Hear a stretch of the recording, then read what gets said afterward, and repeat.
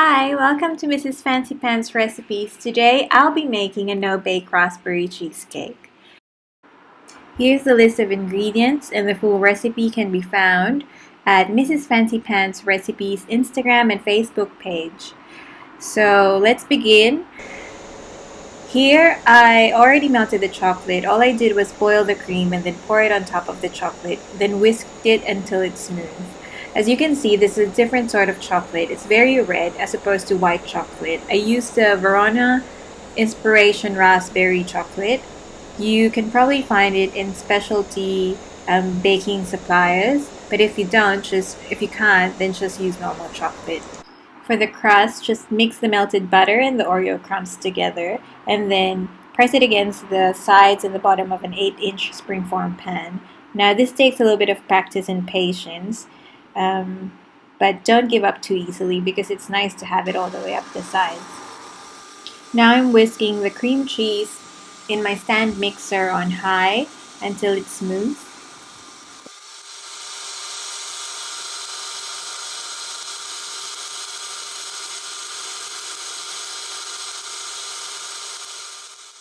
Now whisk in the yogurt and the vanilla and turn up the mixer to high speed. Then add sugar a spoonful at a time and mix it until super smooth. Basically, you want to mix it to sort of dissolve the sugar because you don't want to be like biting into sugar granules as you eat your cheesecake later on. So that's about 2-3 minutes. Then now it's time to mix in our ganache. So the chocolate that you melted and cooled away before, just whisk it in. Look at that beautiful color.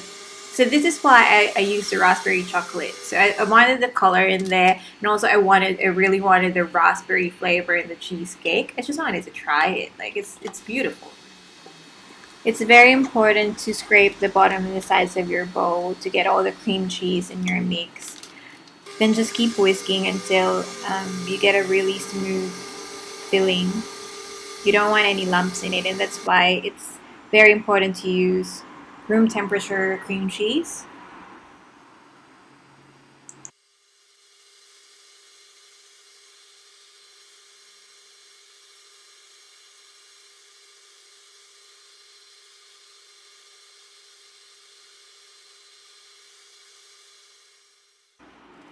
Yeah, that should do it. That looks good.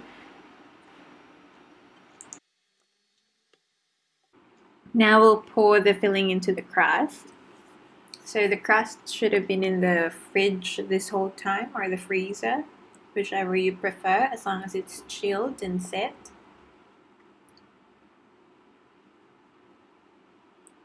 Once you've filled your cheesecake, you can use the back of a spoon or a spatula if you have one to flatten the top of the cheesecake. Or, if you're using any toppings, it doesn't matter because you're going to cover the top with toppings anyway and no one will see.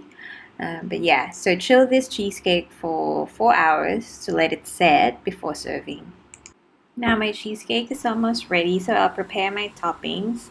I've seen some cherries around the supermarket, so I just bought a punnet and I bought 2 punnets of raspberries. I'm probably not going to use that much. But yeah, so I made a glaze using jam and some water, and I'll just toss the berries in the jam and water in the glaze to make them a little bit shiny.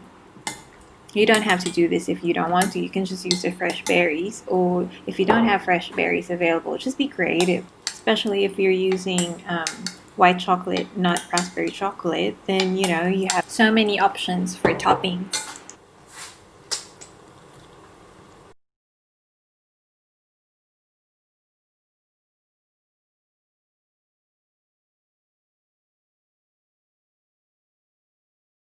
Now let's take it out of the springform pan.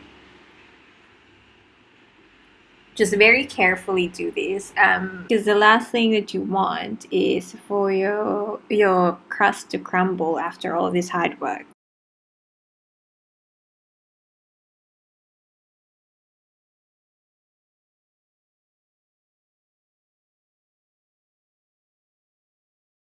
There's our cheesecake. Finally. Now let's just decorate it and make it look all pretty. Now, like I mentioned earlier, you have endless options for toppings, and you can change the flavors for the cheesecake. You can make it a lemon cheesecake and just use the white chocolate, and then change the crust to golden Oreos instead of chocolate so that you don't have any contradicting flavors. So it's up to you, just be creative. At the end of the day, it's your cheesecake and you're going to eat it and you're going to serve it. You can even just garnish it with some whipped cream. Doesn't matter, just have fun with it. Now it's time to enjoy this cheesecake. I hope you enjoyed this video, and if you want more recipes, don't forget to follow Mrs. Fancypants on Instagram and Facebook.